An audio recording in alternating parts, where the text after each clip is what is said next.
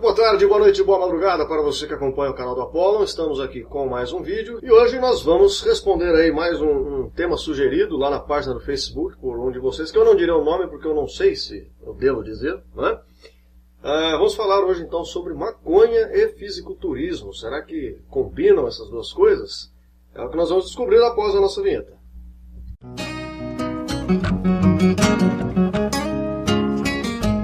Nós vamos entrar aqui num assunto polêmico, talvez, embora eu não veja nada de polêmico nisso. E antes de mais nada, eu vou explicar para vocês aqui como é que eu vou dividir a temática do vídeo. Estarei baseando essa argumentação aqui em estudos desde os anos 80, 90 e 2000.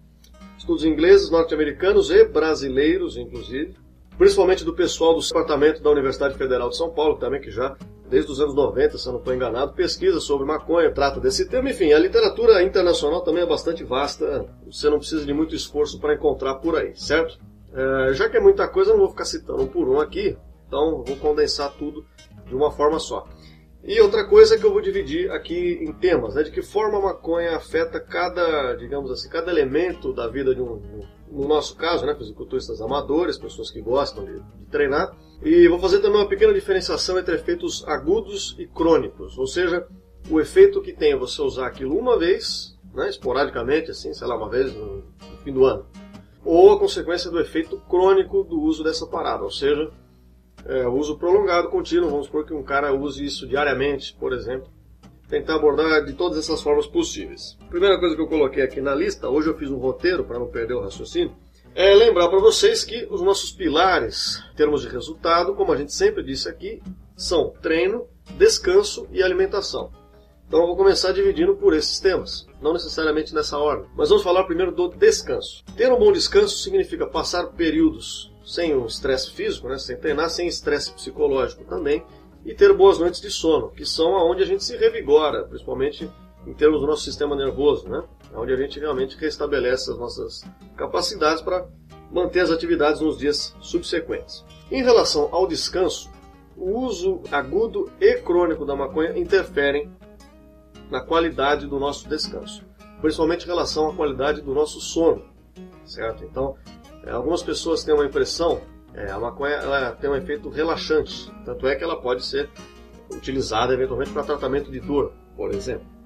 Mas esse efeito relaxante é confundido, às vezes a pessoa até tem sono por conta disso, mas esse sono que a pessoa tem não é um sono de qualidade. De modo que, embora você possa até dormir, ou você reduz o tempo de cada um desses estágios do sono, reduz o tempo do sono em si, ou você tem aquele sono que você já deve ter tido, por exemplo, quando você toma um porre de álcool mesmo, certo?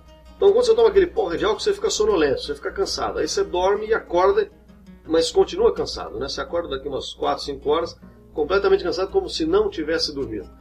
Essa sensação se dá exatamente por essas alterações que a maconha, e o álcool no caso também tem, sobre a qualidade do nosso sono. Ou seja, prejudica a qualidade do nosso descanso, de um modo geral. Então, já é um elemento para a gente considerar aí na nossa equação. Outra coisa, o segundo pilar é a alimentação. A alimentação também pode sofrer consequências por conta do uso da maconha. A maconha altera os nossos hábitos alimentares porque altera as nossas sensações de apetite, de fome mesmo, né? Então a gente sente fome de uma maneira geral para regular o nosso sistema energético, para a nossa sobrevivência.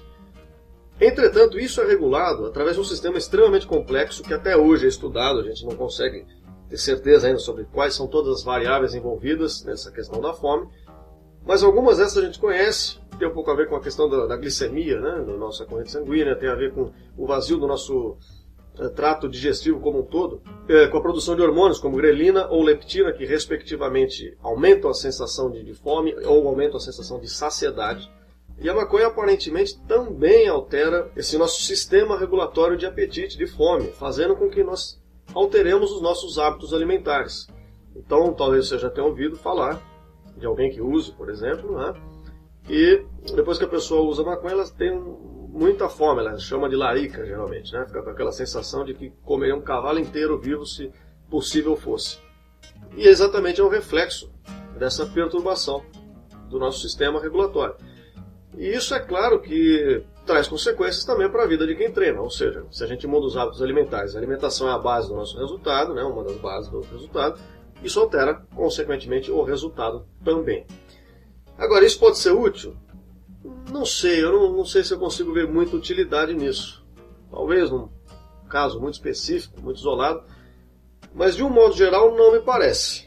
Porque nesse momento de sensação de muita fome, provavelmente a pessoa, ainda mais estando dopada, não vai fazer uma alimentação de batata doce e frango, né? Provavelmente ela vai comer qualquer coisa que veja na frente, vai comer incluindo aí besteiras, vai comer coisas a mais do que a sua dieta provavelmente pediria, caso ela faça uso constante disso, né, gente? Então, de um modo geral, não me parece ser muito útil para esse fim.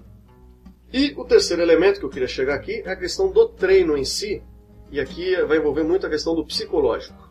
Tá? Como a gente sabe, para treinar a gente tem que ter motivação. E a gente precisa que nós estejamos com a sanidade mental plena, certo? Que nós estejamos motivados, que nós estejamos de bom humor, satisfeitos com a nossa própria vida. Tudo isso ajuda, com certeza, a gente ter motivação de continuar treinando e fazendo esse esforço diário que a gente faz.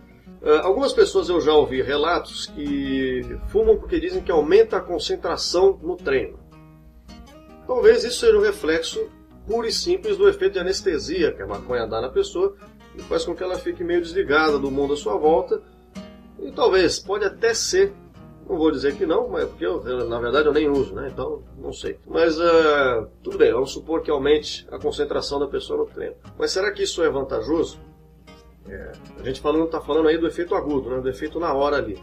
Mas no longo termo, os efeitos psicológicos, o que os estudos vêm mostrando é que principalmente para pessoas com predisposição a terem doenças, a terem distúrbios de personalidade de toda a espécie, a maconha desencadeia-os, né? Faz com que eles se desenvolvam mais rapidamente.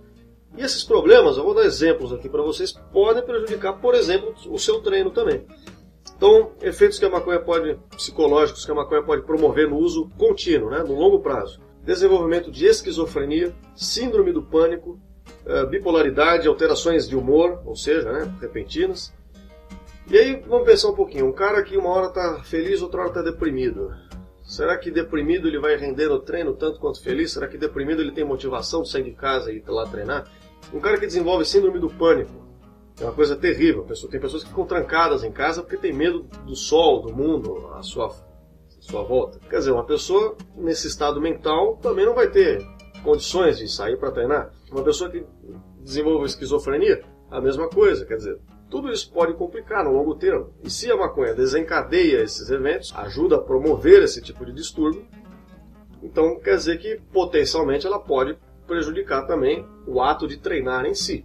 Mas existe, além de tudo isso, rodando ao mesmo tempo, o nosso sistema endócrino, que inclusive interferem também no nosso psicológico, né? Porque a gente sabe que a produção de hormônios altera o nosso humor, altera a nossa disposição e daí por diante. Os efeitos do uso de maconha, tanto em animais quanto em seres humanos, se mostrou um pouco assim devastador em termos de produção de testosterona e capacidades reprodutivas, inclusive, como um todo. Ou seja, não só no caso dos homens a produção de testosterona cai, em ordens que eu vou falar daqui a pouco, como a contagem de espermatozoides também cai. E no caso das mulheres também, altera a produção de estrogênio e nos ciclos de ovulação da mulher também.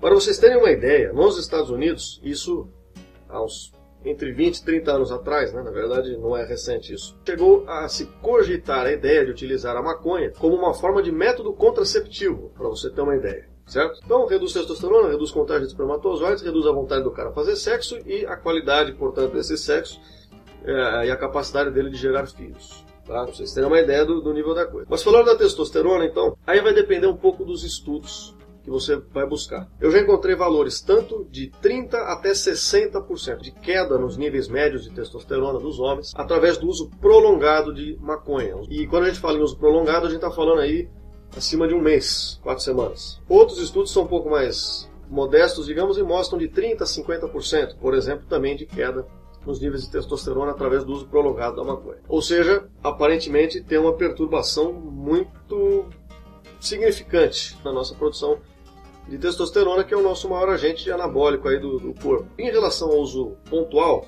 usar uma vez e parar, aí tem um efeito mais parecido com o que teria o álcool ou um cigarro normal, por exemplo. Então, através do cigarro normal, pelo simples fato de você aumentar a concentração de dióxido de carbono na corrente sanguínea, já é o suficiente para te ajudar a derrubar a testosterona. Por exemplo, o cigarro de maconha, nesse caso, teria um efeito parecido, não só por essa questão do dióxido de carbono, mas também por outras características da droga. E assim como é, por exemplo, o álcool. Por exemplo, se você toma um porre moderado, no dia seguinte você vai perceber uma queda aí de nível de testosterona na corrente sanguínea. Então esses são os elementos que eu queria considerar aqui. Aí, voltando agora ao vídeo anterior, né, que foi onde eu abri a discussão. Aí o cara fala, pô, mas eu vi o Arnold Schwarzenegger lá no final do Pumping Iron, ele fuma maconha depois de ganhar o Mr. Olympia. Aí você fala, pô, o cara assistiu um documentário de 80 minutos, mostrando treino, dieta, dedicação, superação, comprometimento, e a parte que ele abstrai, que ele aprende, que ele pega pra si, é o cara fumar maconha no fim do vídeo. Porra, como é que pode um bagulho desse? Quer dizer, não é essa a mensagem que o filme tá te passando, né, que o documentário passou.